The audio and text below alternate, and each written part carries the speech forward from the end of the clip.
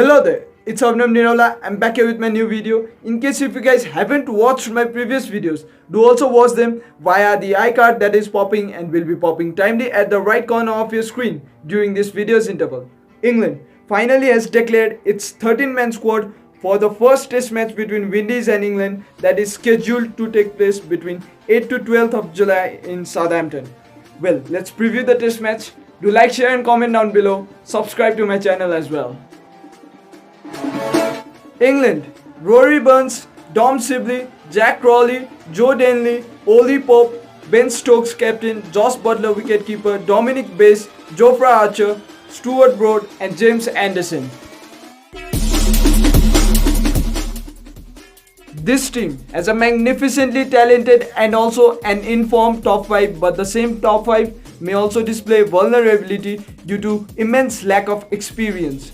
Plus, every single batter within the top 4 are openers, so we shall possibly get to witness Stokes and Buttler as floaters. With Joe Root's absence and a vulnerable 13-man squad's presence, Joe Denley was the ultimate option left for the number 4 position. Well, there isn't a single concussion or COVID-19 replacement in the squad for batters. Pope and Buttler are the only options available in the 11 as well as in the squad. Butler's name, followed with the WK sign, was mentioned in the squad finalization documents, so Buttler shall most probably be seen keeping in the match. Since a 7-4 combination has been picked in my 11, the 11 contains 4 bowlers comprising of a spinner and 3 pacers. Dom Bass, the lone spinner in the squad, shall also be the lone spinner in the 11. Well, there still isn't a like-for-like replacement for him. The veteran duo of Broad Anderson is certain to play. With the presence of fierce seam and swing bowling already in the 11, the only thing left is pace and bounce, and who better than Jofra Archer for it with Duke balls. Well, the fast bowling lineup looks absolutely furnished with 2 other brilliant backups in the form of Chris Woakes and Mark Wood. Bass's batting, by the way, will definitely be vital in such a vulnerable batting side's availability. Stokes and Denley are more than just the part-timers. Stokes' pace bowling alongside Denley's leg spinners can be more than handy at times. West Indies: Craig Brathwaite, John Campbell, Jermaine Blackwood, Sai Hope, Kruma Bonner, Roston Chase, Shane Dowrich wicketkeeper, Jason Holder captain, Rakeem Cornwall, Kemar Roach and Shannon Gabriel.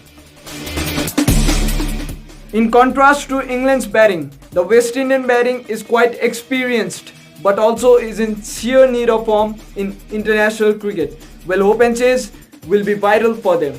Not to forget, the top 5 also didn't get enough time to spend on the crease in the warm-up match. Skipper Jason Holder shall be a potential floater in the 11. Batting's lack of form and practice is a huge worry for the whole team. Bonner shall gain his first international cap as well. Since Dowrich has consistently kept the wickets for them in their latest outings, he preferably will be continuing his duties. This bowling lineup looks quite comparable to that of England.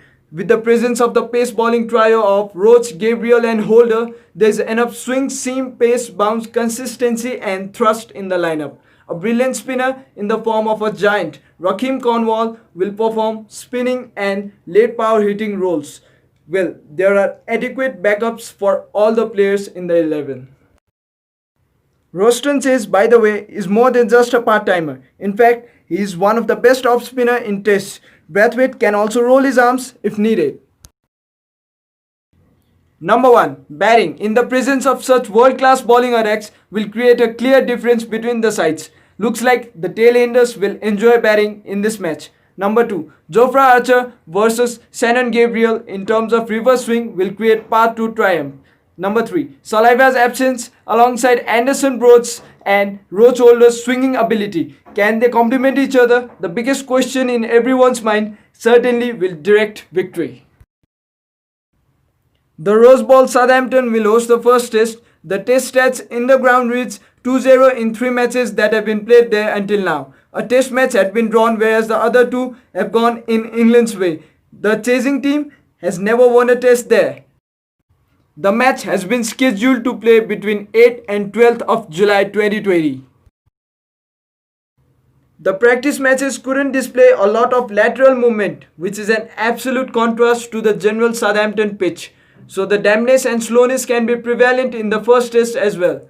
Well, the roughness in the pitch with just a tad bit of grass and moisture alongside the overcast conditions shall bring reverse swing into play if the conditions of the ball are kept alike.